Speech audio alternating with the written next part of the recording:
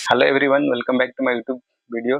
तो हम लोग ये साइड इफेक्ट ऑफ मोटिवेशन की सीरीज में आज हमारा तीसरा वीडियो है कि हम तीसरा साइड इफेक्ट देखेंगे कि मोटिवेशन का जब आप प्रैक्टिस करते हैं, खुद को मोटिवेट रखते हैं ताकि आप अपने सारे टारगेट को अचीव कर सकें, तो क्या क्या चैलेंजेज आता है हम उसी के तहत बात करें। तो हमने पहला चैलेंजेस देख लिया कि हंसी का पात्र, आपको सारे लोग हंसी का पात्र बनाएंगे, आपके ऊपर कमेंट कसेंगे कि बहुत आया है, नया नया तिस्मार खां बना है और ये कह रहा है कि मैं दुनिया को बदल दूंगा, इस तरह के कमेंट आपको आएंगे।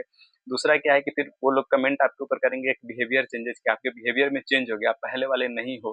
जैसे जैसे आप आगे बढ़ते जाएंगे इस तरह के साइड इफेक्ट आपको देखने को मिलते जाएंगे और सुनने को भी मिलते जाएंगे। थर्ड साइड इफेक्ट है कि ईगो, इंक्रीज इन ईगो।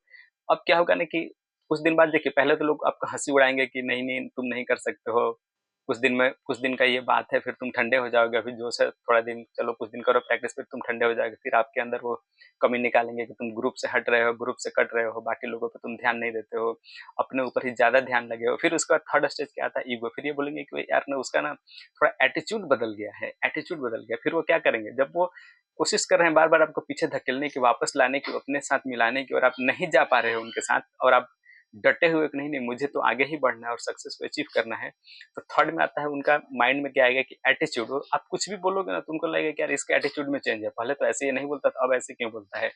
तो एटीट्यूड में, आपके एटीट्यूड में चेंज नहीं हुआ है, वो क्या है ना कि हर दिन आपसे संघर्ष कर रहे हैं, आपको पीछे धकेलने की कोशिश कर रहे हैं, लेकिन आप उनकी बातों को न सुन के आगे ही बढ़े जा रहे हो, तो उनको अंदर से गुस्सा आ रहा है, तो ईगो उनके अंदर भर रहा है कि अरे यार ये तो लगता है अचीव कर ही लेगा क्या सक्सेस को।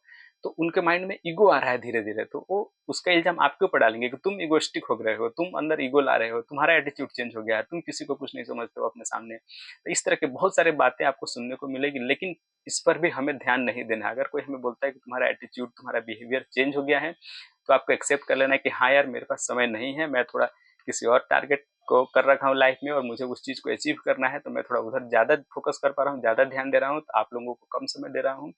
और जिस दिन मैं अचीव कर लूंगा अपने गोल को, तो फिर आप लोग के साथ में आराम से घुल मिलकर वैसे ही टाइम देता रहूंगा। बट जितना आपका डिटर्मिनेशन अपने गोल की तरफ स्ट्रांग होता जाएगा, उतने ही ज्यादा जो आपके अगल बगल के लोग हैं उनका ईगो बढ़ता जाएगा।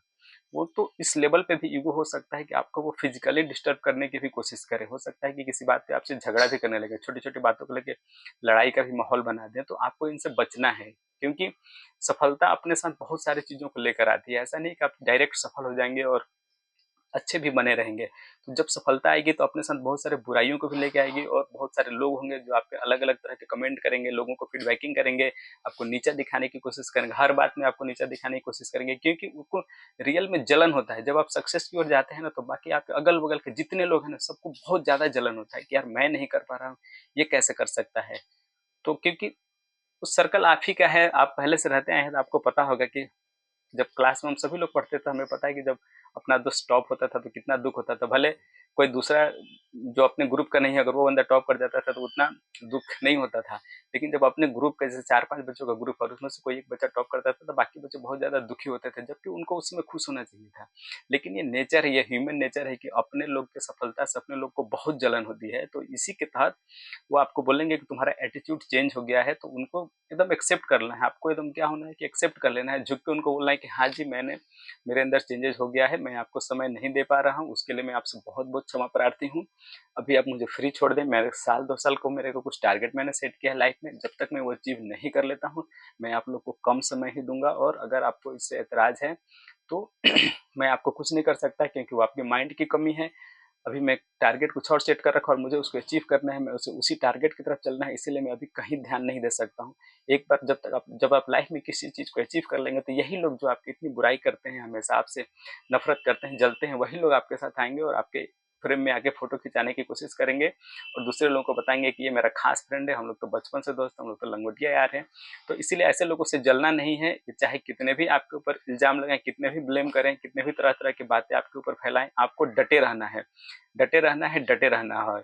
क्योंकि ये लंबा फेज होता है, आपको कभी किसी भी हर स्टेज में आपको कोई ना कोई दिक्कत करने की लोग कोशिश करेंगे, लेकिन आपको डटे रहना। अगर आप डटे रहेंगे तो एक दिन सफलता को अचीव कर लेंगे, और वो रियली में आपका सक्सेस का दिन होगा। उस दिन फिर किसी दोस्त को आपसे कोई शिकायत नहीं होगी। जिस दिन आपका फोटो अखबार में छप गया कि इन्होंने इस टारगेट को अचीव किया है, उस दिन वो मिठाई का डब्बा लेके आएंगे आपको और कंधे पे बैठा कर घुमाएंगे, उस दिन उनको कोई एतराज नहीं है आपसे। लेकिन जब आप इस फेज से गुजर रहे हैं, आप संघर्ष कर रहे हैं, तब तक तो आपका पैर खींचते रहेंगे। उनको तो ये लगेगा कि नहीं इसको भी पीछे गिराओ, इसको ये आगे कैसे निकल जाएगा। लेकिन रियली में आप जिस दिन आगे निकल जाएंगे तब फिर सारा गिला शिकवा उनका खत्म हो जाएगा वहीं पे। तो इसी दिन का आपको वेट करना है। वो लंबा फेज नहीं है, साल 2 साल में बड़े बड़े जो भी आप टारगेट आप सेट करते हैं उसको आप लगभग लगभग अचीव कर लेते हैं। तो ये साल 2 साल की बात है, आपको यूं निकल जाएगा, आपको पता भी नहीं चलेगा। तो कभी भी ऐसा ना महसूस करें कि ईगो को लेकर कि भाई अगर किसी ने आपके ऊपर कुछ नेगेटिव कमेंट कर दिया तो आप अपने पेशेंस खो दें और उनसे लड़ाई कर ले। ऐसा नहीं करना है, बने रहना है हमेशा फौज में, हमेशा अपने उसमें पॉजिटिव जोन में बने रहना है और आगे की प्रैक्टिस करना है और आगे फ्यूचर को ही देखते रहना है। तो और साइड इफेक्ट से, ये सब साइड इफेक्ट है और इससे बचना है। आपके अंदर कोई चेंजेस नहीं हो रहा है, आप तो पॉजिटिव चेंजेस हो, आप तो कुछ इन सब चीज़ों को देख भी नहीं पा रहे हो, महसूस भी नहीं कर पा रहे हो, लेकिन जो अगल बगल के लोग हैं उनको तो महसूस हो रहा है कि भाई ये चेंजेज हो रहा है, चेंजेज हो रहा है। तो आपको बने रहना है, अपने पाथ पे डटे रहना है और चलते रहना है। नेक्स्ट हम अगले पॉइंट पे बात करेंगे कि अगला साइड इफेक्ट क्या है अगले वीडियो में। तब तक के लिए thank you, bye bye. So like, share, subscribe and comment also.